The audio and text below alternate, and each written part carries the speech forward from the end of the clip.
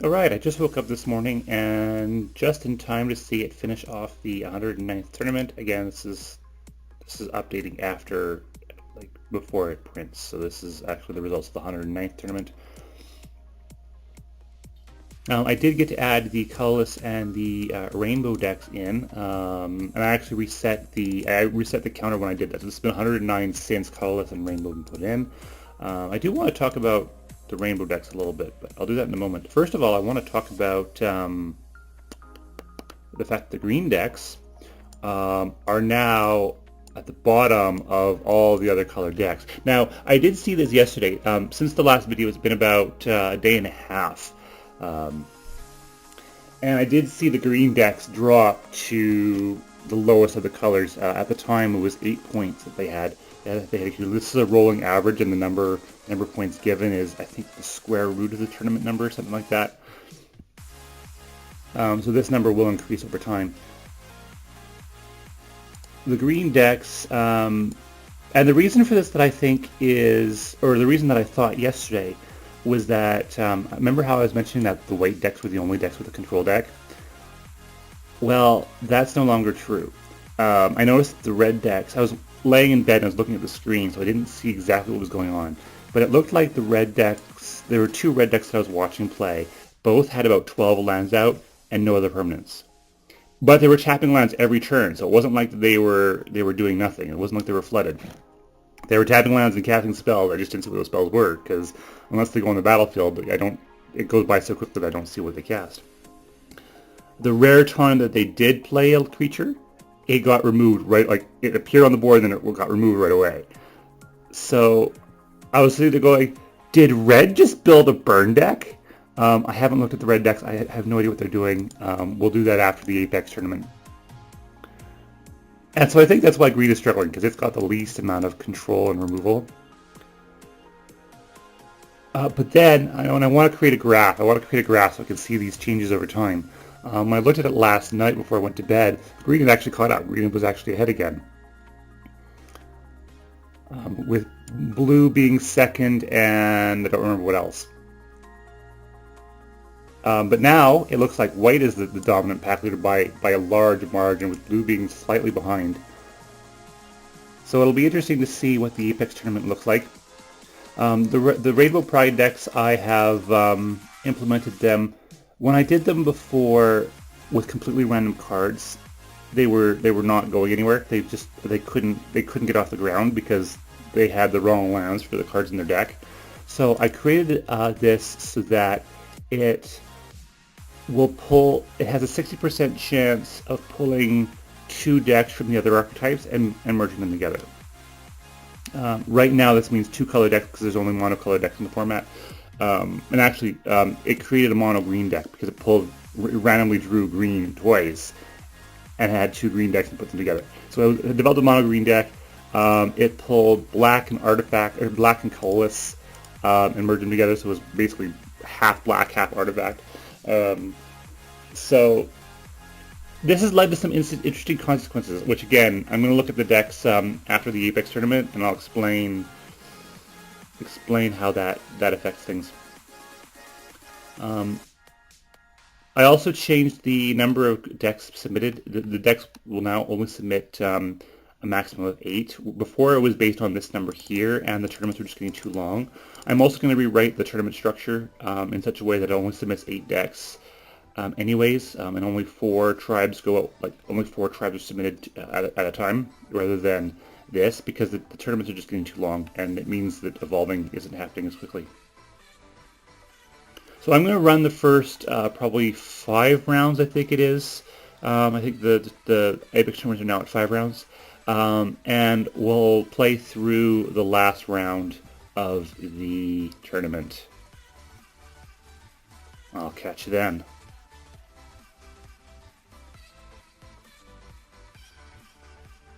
Alright, let's see what we've got here.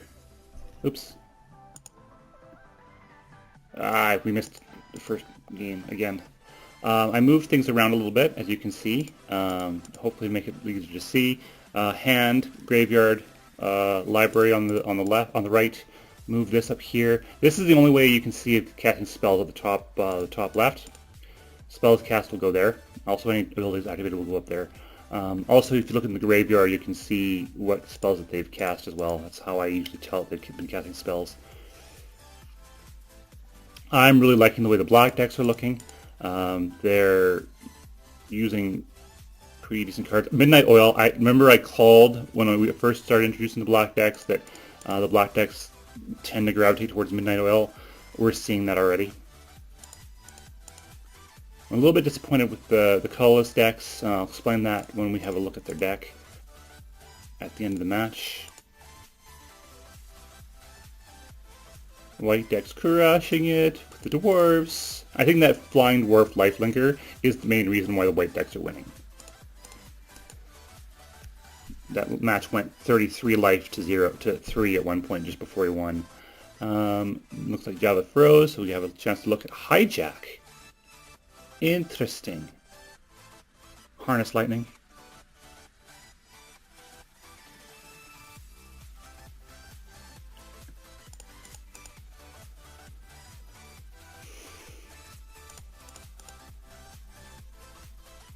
Skyweather shot.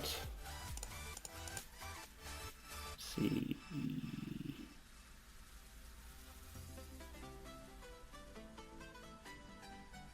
Demon of Dark Schemes, I'm seeing a lot. Metal or Colossus. Decks are still over 60 cards.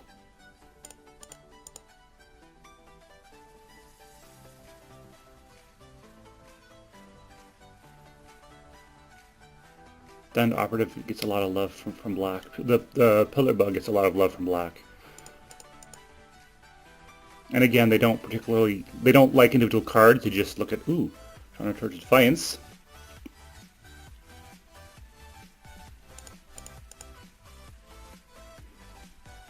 Looks like every red deck is running Chandra Torch of Defiance.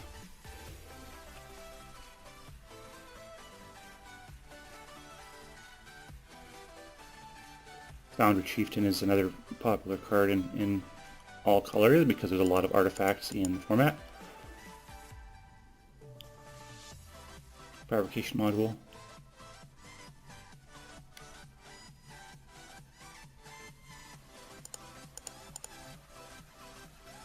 I've seen a deck get two of the modules.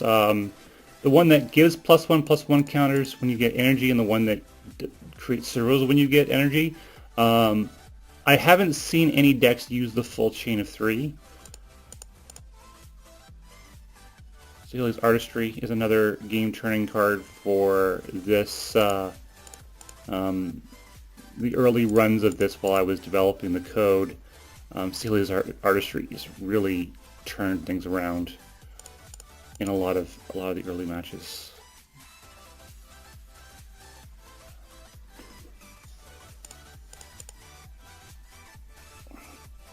We're seeing a lot less board stalls. Again, I've been strongly disincentivizing decks from getting to board stalls. Of course, as I say that, this deck is going long. And if you watch that last match again, you'll see that red puts out a creature and then gets removed right away. So I'm not sure what red's doing. But they seem to be spell-heavy creature light, and we'll have a look at that. Creeping Mold is another popular card. It removes a lot of threats.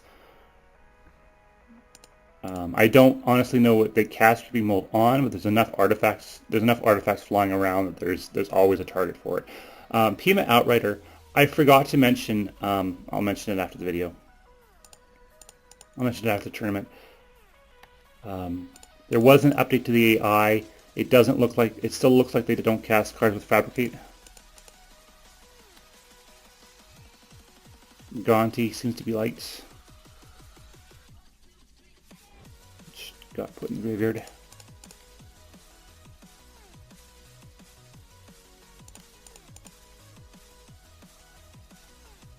Every once in a while I'll see the wrong colored card on a board and I'll be like, how did that get there? But between Gaunty in blue, Hijack in red, I did see a white deck play a Swamp. I was like, wait, what? I'm not entirely sure how that happened, and I didn't look at the deck to find out what was going on there.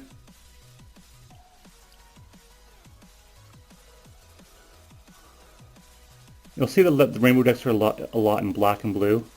There's a reason for that, which I will explain when we look at their decks. This one is a little bit of other colors. Rainbow decks seem to not use green, and there's a reason for that, which I'll explain. This is basically an artifacts deck. He does, this one here, I model after Tezzeret, he does have a slight preference for colorless cards and blue cards. See, still no green, like all this. He's played out almost this entire deck, and he still has no green cards, no green lands. Oh, but there's a green creature. So he's not immune to green. He played this with the Ether Hubs.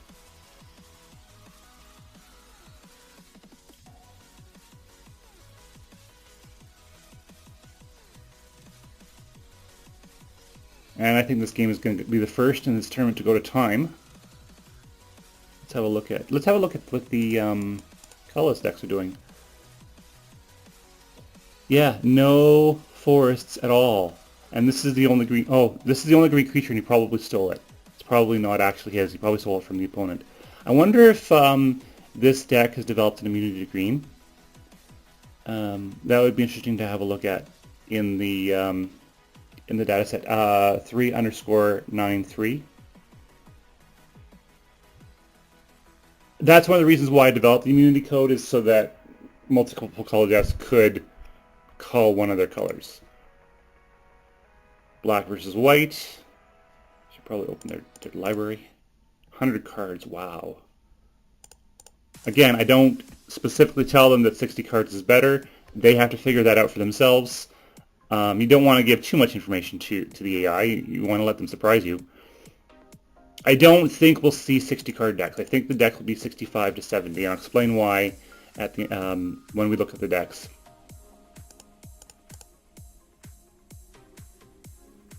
High Tide Herman is a popular one.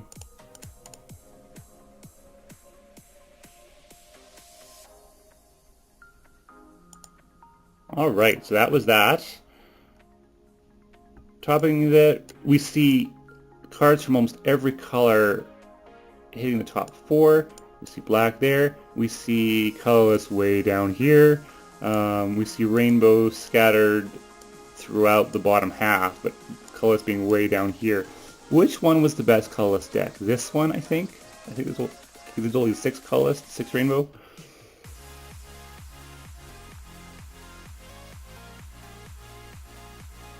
So let's pull this up. 7_949.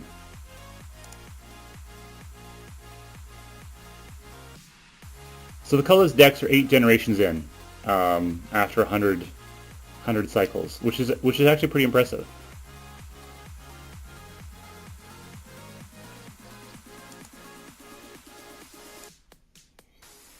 All right, so here's the colorless deck, and I see immediately that it overcame an obstacle that I was observing before. The early colorless decks didn't have enough lands. One of the oversights that I made when I created them is that all the other colors, I was talking about how the bonus cards are picked and how it opens packs and picks bonus packs. All the other colors can get lands out of their packs, and they can get lands out of the bonus card draw. Because wastes are not actually in Kaladesh, it can do neither. So all the decks have already been seeding one land at the top. I've made this 2. That won't affect the current colorless decks because the colorless decks were already generated. This will affect them when they put new cards in their decks. When I do the decks for Amonkhet, I'll start a new block cycle, and the Kaladesh decks will just continue to add cards from Amonkhet. The Kaladesh cards the Amonkhet cards will start a new block cycle. The colorless deck should be able to draw land more often. That said, Amonkhet's probably not going to have as many artifacts as Kaladesh. I don't think Colorless decks are already barely viable. I thought it was because they were still land screwed. Turns out that that's not the case. I am a little disappointed. One of the things that I actually was expecting to see more masterpieces, because there's no colored cards. I was expecting it to draw masterpieces more frequently. I was hoping to see Soul Ring, and I was hoping to see Steel Overseer.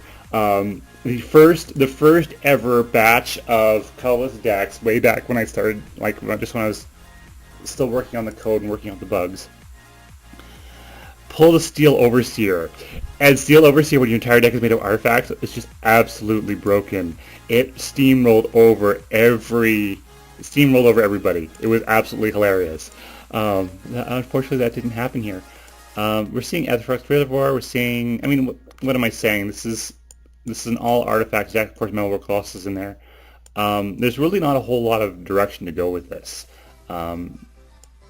I think this might even be the best that it could possibly make, other than possibly making it fewer main deck.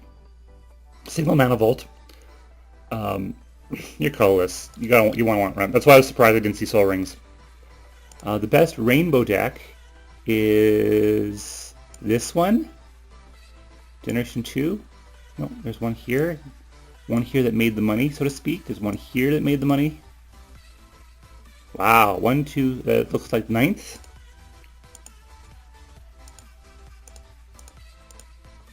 Rainbow Pride. Oops. 3_93. Here's a Soul Ring. Too bad that's not in the colorless deck, but yeah, like I was saying, not a single green card. And actually, I want to check that right now. Immunity primary green and black, so it doesn't have immunity to. It's got a secondary immunity to black in the inactive helix.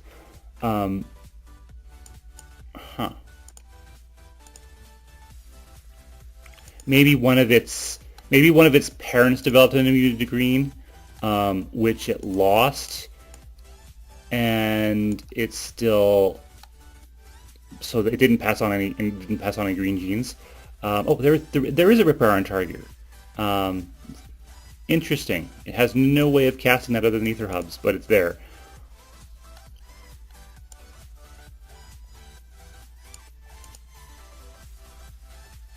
So the story behind the way, so we are seeing Smuggler's Copters. I don't think we saw a single Sky Skiff in that tournament. What I was saying earlier about Smuggler's Copter and Sky Skiffs being so close together that I don't think it'll catch on. It caught on. It seems that the AI has realized, or I guess not the AI, but the genetic algorithm realizes the wrong word. It doesn't realize anything. It's just, do these decks perform better? Yes, breed it. Does this deck perform worse? Yes, kill it. It seems as though decks with Smuggler's Copter are doing better than decks with Sky Skiff, which you'd expect, but I wouldn't expect this to be enough of a difference, especially since, remember, the AI doesn't loot. It's only the one power that's the difference. I wouldn't expect it to make enough of a difference to be detected by the algorithm. Detected, again, is the wrong word. It doesn't care about individual cards. It only cares about results. We are seeing sort of light and shadow. These swords are very well, again, loosely liked by the algorithm. Fabrication module, prophetic prism. So there's also a high emphasis on artifacts, and there's actually two reasons for that. So I keep talking about the reasons for this. So the story behind the way the rainbow decks developed. As I said, I pulled two decks at random from the other archetypes, and mixed them together. So this created an initial pool of 1 to 2 color decks, because we're only dealing with monocolor decks. In a full simulation with all with dual color decks, you should be seeing more 2 and 3 color decks, 3 and 4 color decks out of Rainbow. But as it was, they were all dual colored, or there was one mono green deck. There was one that bred a colorless deck and a black deck together, so it was basically black with artifacts. And I was watching the initial simulations, and I was realizing that, okay, so if a black-blue deck and a white-green deck have, mate, basically, it creates a 4-color deck. It's going to be worse than their parents. And like the rainbow decks are in a unique situation where any child that it creates is going to be worse than its parents. It proved me wrong, and the black-blue deck bred with the black artifact deck and created a sea of black-blue children. And then one of the decks did actually wind up breeding with a white deck, and then a different family. So the one that looks like Tezzeret with the cloak, he went with he bred with a red deck and wound up being Grixis colors for a bit. The one that looks like he's kind of pale, is kind of a pale blue color with a staff. He wound up breeding with white and had Esper decks for a bit. So what's interesting about this story is that, and also of course going artifacts, it doesn't matter what lands you've got out if most of your deck is artifacts. So that's an unintended consequence of the Rainbow deck in Kaladesh. We probably won't see that in any other set but Kaladesh. We'd probably see it also in Oath of the Gatewatch if I did it. So the interesting thing about that story is that the Rainbow decks are in primarily black and blue, not because black and blue are the best colors, but because of the initial of the quirks of the initial gene pool. I don't think that Rainbow decks are going to get out of black and blue. I think I think it's going to be enough securing in blue or black that it's going to stick around for a bit. Although it is focusing more on the artifact, which is an interesting strategy. All right, so let's have a look at this deck here that won the tournament. I am excited to see this red deck.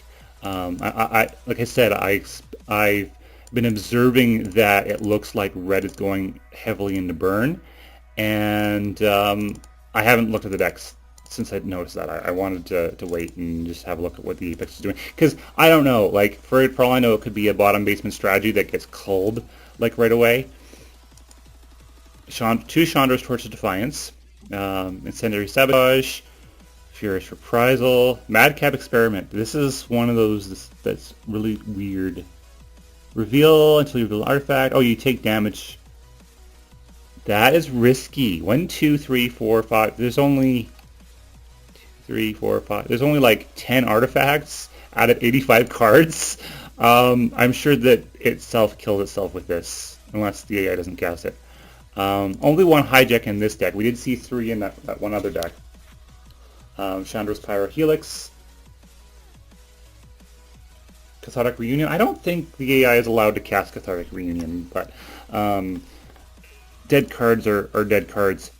Fireforge is a puzzle knot. Every red deck is running this, and it's interesting because most players consider this to be a bad card. So it's interesting that the AI is using it. Renegade Tactics, built Smash. Really not much to say about the non-creature version set of this. Ruinous Gremlin, I have seen a lot of this. It's a way of removing a lot of artifacts. It's definitely up there in terms of what the AI, again, quote-unquote, likes. It's decks that run this tend to do better. Avenger's Apprentice, either Construct, Speedway Fanatic. Speedway Fanatic with there are no vehicles in this deck. I lied. There's that and there's that. So mind. Thriving Grub. Thriving Ending seems to do really well in these monocolored decks. Boundary Inspector, Filigree Familiar. A lot of gremlins.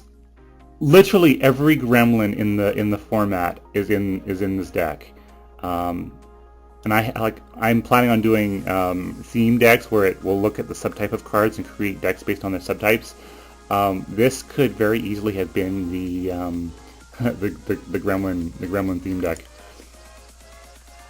And then we've got a sideboard of 15 cards that doesn't really do anything, but because the mutation can swap genes around, you'll sometimes see cards that were in here get moved into here, and cards from here get moved out. It's worth noting. It's worth having a look at this, because this doesn't necessarily mean the cards in here are cards that it may have used previously in the family tree. Chief of the Foundry is a big one for the set. I'm curious to see how the green decks have I said devolved, considering they went from being the best decks in the format to the worst.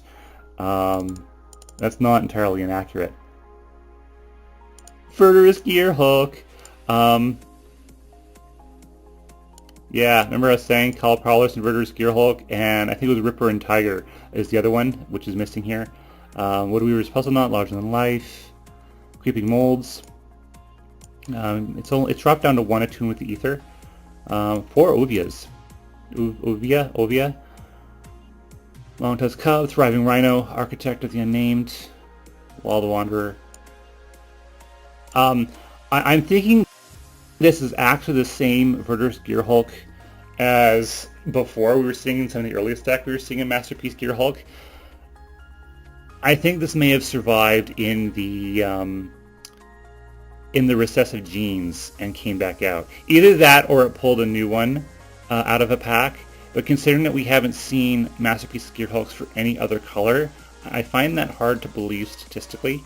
I suppose it could happen. They could have pulled it and it just got put in a deck that was bad and the deck died. So I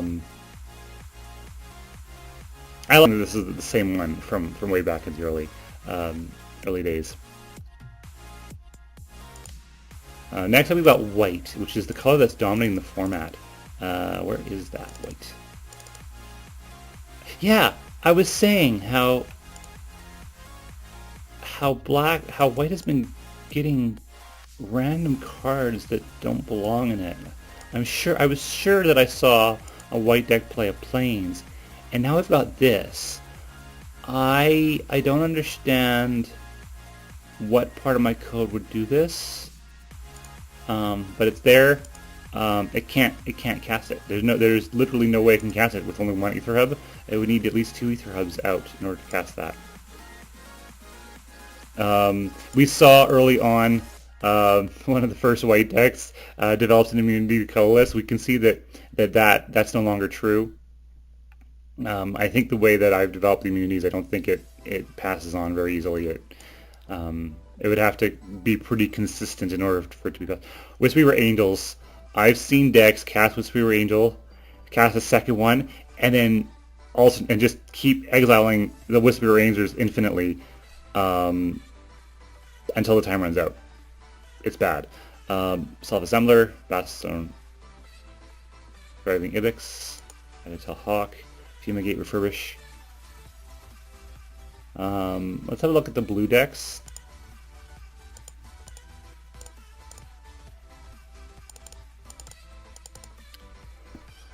$1_D, 2_16. Now it's interesting that blue decks did submit as a Generation 12. I've seen the Generation 16. This is getting on to the point where I've never seen the results after this. I don't know if this is the best that it can do or if there's better stuff that it can do. It's going to keep running. 4 Curio Vendors, 2 Ceremonious Projections, Sky Skiff. So we are still seeing Sky Skiff in some decks. Metalwork Colossus. This is looking like a pretty. I think this is almost, other than it being 87 cards, almost a deck that a human would build. Hopefully, when the generations start saturating and becoming more and more similar, it's going to start realizing that number of cards in your deck matters. I don't think we'll see 60 card decks. Even though 60 card decks are statistically more consistent for human players, there's a little bit of a quirk where because any decks that have less than 60 cards cease to exist, they don't get saved. It means that decks with 60 cards are less likely to have children, because the children are gonna die as soon as they spawn. So because of that, I think that because of this environment that I've created, the decks are going to have a little bit more than 60 cards just to create a buffer so that they can continue to have children. That's my hypothesis. We'll see if it turns out to be the case. There's one color deck that I haven't looked at yet. Black? What's the best black deck? 2_3_6. Black decks are up to Generation 7, although Generation 6 seems to have died out. Although there's enough 5s that another Generation 6 will come out. 3_6.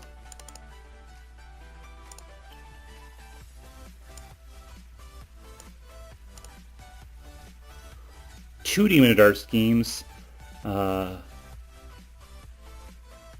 Scavenger, Self-Assembler, a single Self-Assembler. It's probably a holdover from the days when Self-Assembler spam was the best strategy they could come up with. 2 Fleet Wheel Cruisers, Aetherworks Marvel. Everybody likes Aetherworks Marvel. Ballista Charger. Fabricate. One of the things I forgot to mention is I actually pulled a new version of Forge. I pulled in the code that's on the version control, and I noticed that it updated a lot to the AI. I don't know what any of these things do, but they are updates to the AI. It did a few other things like change. I don't even know what any of these things do. Change the way some cards worked, and it added Commander 2016. So they are continuing to update the AI. That's one of the nice things about this. The AI development for Forge is a lot more consistent than for X-Mage. Hopefully that means that one day the AI will be able to use Fabricate cards. For now, it doesn't know how to use Fabricate cards, so it doesn't use them.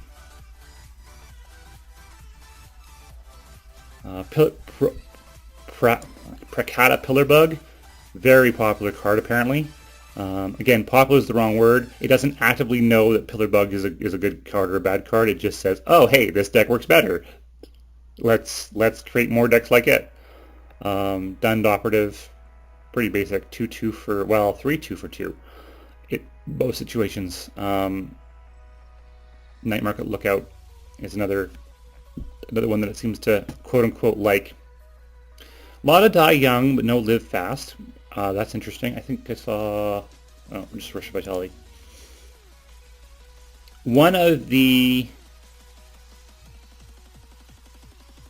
I did the. Oh, it's also using a lot of Lawless Broker, which I find interesting. One of the features that I want to implement, probably will do it a little bit later, is I want to have a tally for cards within a tribe. Whenever a deck comes in first place, it's going to add points to each card by name, and whenever a deck gets removed from the format or gets killed off because it was weak, it's going to subtract points from cards in this deck. Hopefully that will create some weights for dead cards like oh, there's a live fast in here. Dead cards like the Fabricate cards that I can't use. And then if it does produce meaningful weights, I can then use that to help it determine what cards to pull from when it pulls cards from the pool.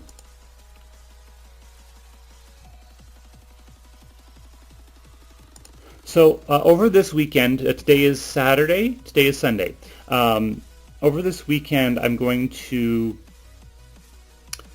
redo the tournament structure. There are reasons why I'm not liking the Swiss rounds.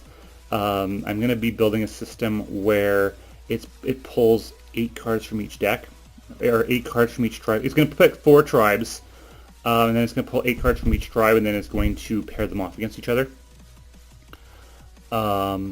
Right now, it's possible that there's variance. For example, White's currently the dominant tribe.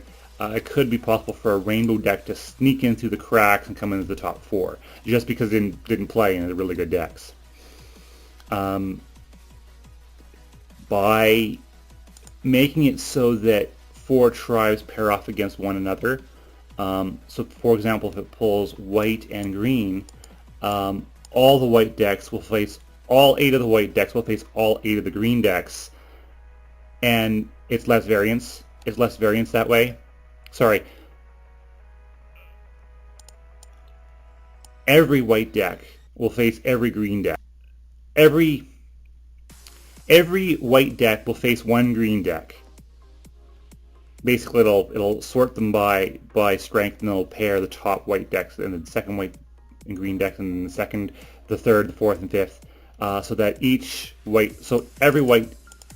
deck plays one green deck, and each green deck plays one white deck, and that way it creates a better map. So if right now, if the worst green deck gets through by having good matchups, favorable matchups, and the best green deck, or what should have been the best green deck, has unfavorable matchups, well, the worst deck may rank better than the best, what should have been the best deck. So this way it'll match it in such a way that all green decks are playing white deck. So it'll be better to figure out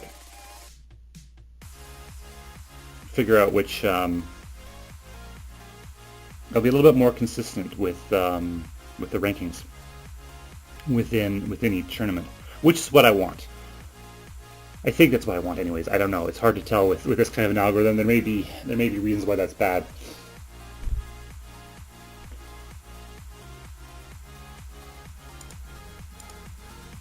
It'll also cut down on the number of rounds. Like right now each Apex tournament is 5 rounds, and the non-Apex tournaments are 4. And that's starting to get unwieldy. And they're at 20. What was it? 26 matches. With the new tournament structure, it's going to be consistently 4 rounds of 16 matches. It's not going to vary. It's going to be exactly that. And the reason it's 4 rounds is because, let's say it loads the green decks. The green decks will play each other, and that will give relative strength to one another. So that basically 4 decks will have 1 win, and 4 decks will have no wins. And then when it matches against another deck, that's going to be the initial rankings. So look forward to that. That will probably be the next video that I do. Probably won't be tomorrow. I haven't even uploaded these videos yet. I'm recording this and I haven't even uploaded the first one. I've made the first one. You can see Camtasia here in the background. I've actually edited the first video, the first theory video that I did. I haven't uploaded it, and it's the only video that I've edited. So that's a definite to do. So I'm excited to see where this goes. Really need to do the 2 color decks. That's really going to be the key thing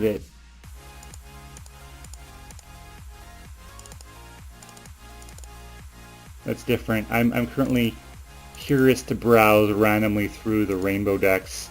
Again, a lot of black and blue. 4th generation. There's a little bit of red and colorless. These rainbow decks are not looking very rainbow. They're colorless decks with splashes. Is what they've amounted to so far. Hopefully, after 1,000 generations, they'll be a little bit.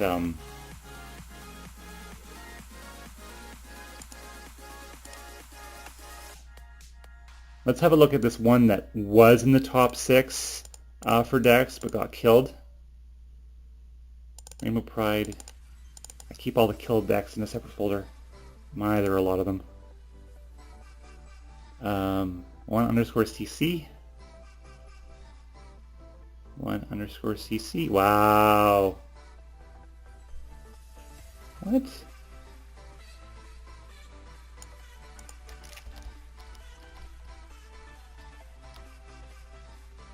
Wow, there's so many. CCF. I need to go through and cull that. So this one did make it to the top 6, so it's not a horrible deck, but it wasn't good enough for this tournament. Morbid curiosity. Anyway, this video's getting long. I'm probably going to cut most of this, but we'll see.